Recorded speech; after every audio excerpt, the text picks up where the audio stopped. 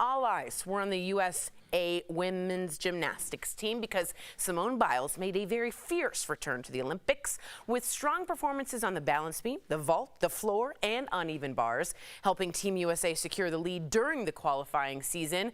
Although at one point, Simone seemed to have somewhat of an injured leg. As you know, I am a gymnast, so I'm allowed to talk about this. As of the taping, was there chuckling?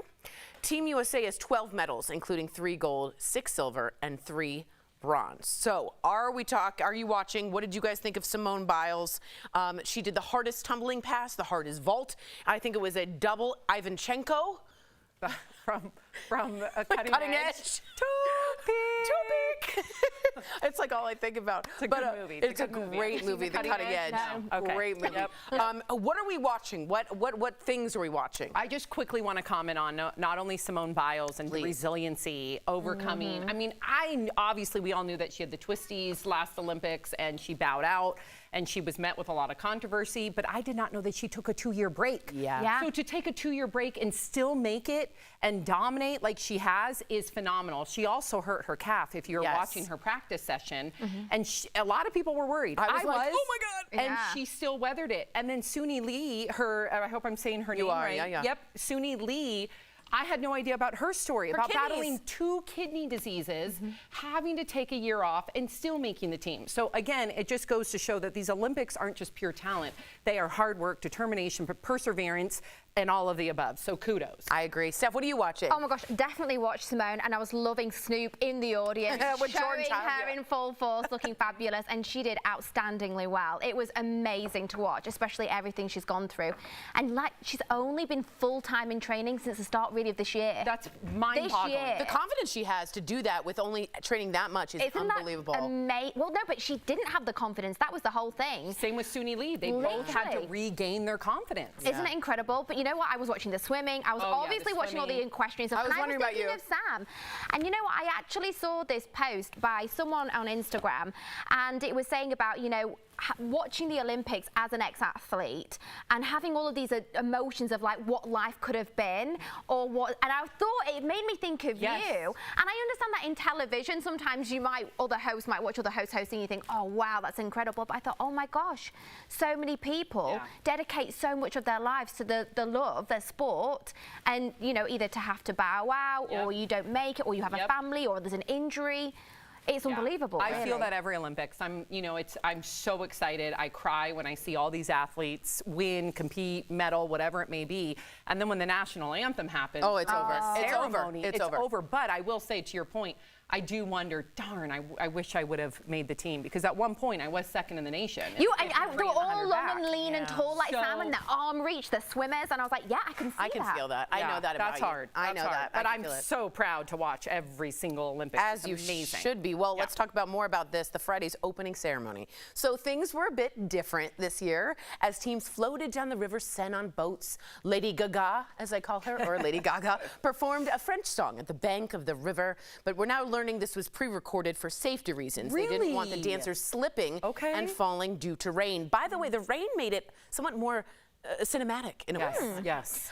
Celine Dion, we just, bawled. I can't. Bawled. I sobbed. Made her stunning return to the stage by closing out the ceremony from the Eiffel Tower. When she looked dead into the camera. That's what I was going to say, Sam. And she goes, oh, and she looked, oh. And her she looked right at us. And I was like, Celine. Okay, I was really into that moment. But a lot of people are talking about the ceremony itself and how strange it was. There was a headless Marie Antoinette. I was obsessed with it. I don't know why that's strange. Agreed, this happened. With the metal music, that amazing. A rider galloping on a silver horse, this masked torch bearer running through Paris. He annoyed me. That annoyed me. I love it. Flat out annoyed me. But that's art, right? It's subjective. Totally. Some people, though, were very, very upset. You might be hearing about this scene showing the Greek god here in the front, Dionysus, in the front of what looks like a lot like the Last Supper. Supper, okay, made up, though, of drag queens. We don't have the actual footage, but when they did do the tableau, it very much looked like it. Many Christians were upset and protested what they said was an actual mockery of the Last Supper. Here is a picture of the Last Supper. There are the drag queens, so you can see why people are discussing it. Now, the opening ceremony director said that the Last Supper actually wasn't the inspiration for the scene, but an Olympics spokesperson has since apologized for anyone who may have been offended. I wanted to ask you, because Yes. you are an art major. Yes. And I know that this artistic director is also somebody that majored in art, thrives off of art. I learned about him, And too. he literally said that was not his inspiration. It was more Greek mythology. Yes. And also he mentioned that it was also, he just wanted to make sure he was inclusive, because the Olympics is supposed to be about everybody and inclusivity. But someone with an art background like you, what did you think of it? It's an immediate reference to the Last Supper. I don't it's believe an him, immediate I'll be reference, honest. right? And I'll be very clear. Maybe it was a bacchanalia with Dionysus in a Greek festival, which is supposed to represent the Olympics. But if you go anywhere close with the cross, the halo, especially on the Yes. front person's hair, that is clearly depicted in a lot of Jesus pictures in Renaissance art. Again, this really upset people. We have someone in particular. Let's take a look. This is Candice Cameron Bure responding. Let's take a look. And see the opening ceremonies completely blaspheme and mock the Christian faith with their interpretation of the Last Supper was disgusting. And it made me so sad. And someone said, you shouldn't be sad, you should be mad about it. And I'm like, trust me, it makes me mad, but I'm more sad because I'm sad for souls. Sam, what do you think? Listen, she has every right to be offended. She does. I'm not going to tell her how to feel.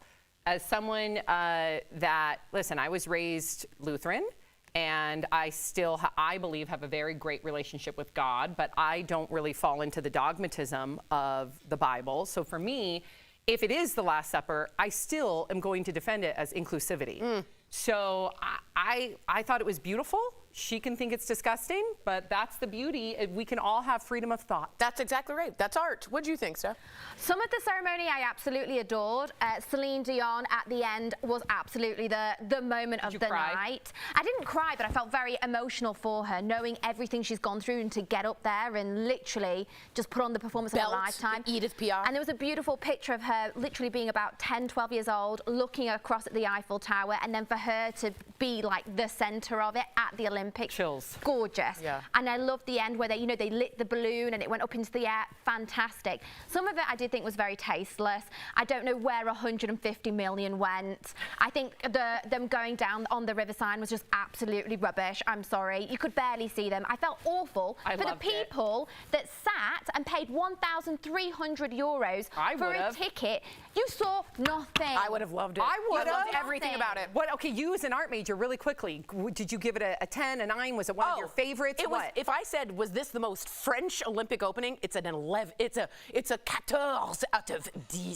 It was fantastic. It was kitschy. It was weird. That's so French. I think a lot of That's it French. was beautiful and it was so French. I love the references of it. I don't know if I'm allowed to say the Menage a trois. I don't know if you're allowed to say that. I was like, yeah, the Absolutely. menage a trois. That's very French, of course. And I think that showed inclusivity in a way that was not rude to anybody. We saw different sexes engaging in lots of fun. Fabulous. But I do think when you mix that with religion and the Last Supper, and it clearly looked Leonardo da Vinci's painting, I don't know how that will go down with really religious people. We'll see. Apparently, Candice Cameron Bure is upset. She's tray mad. Coming up on DBL, Kamala Harris joins TikTok, raking in the big views. Can she win the Gen Z vote? And we're talking with Big Brother host Julie Chen Moonves all about AI entering the house this season.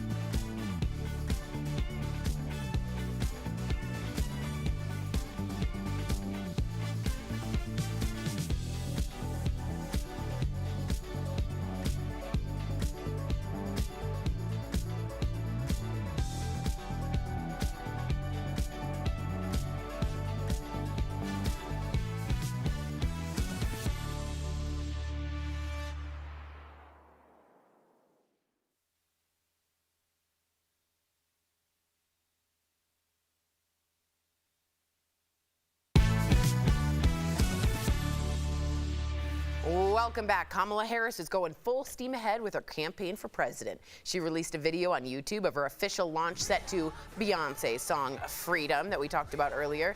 She also joined TikTok, something I can't do. Same. I don't want to. I know. And she racked up more than 198 million views with this video alone, showing her taking a call from the Obamas where they officially endorsed her. Smart of them not to show on camera to take away from her. Very smart. She's also getting a little push from Lance Bass of NSYNC. Let's take a look.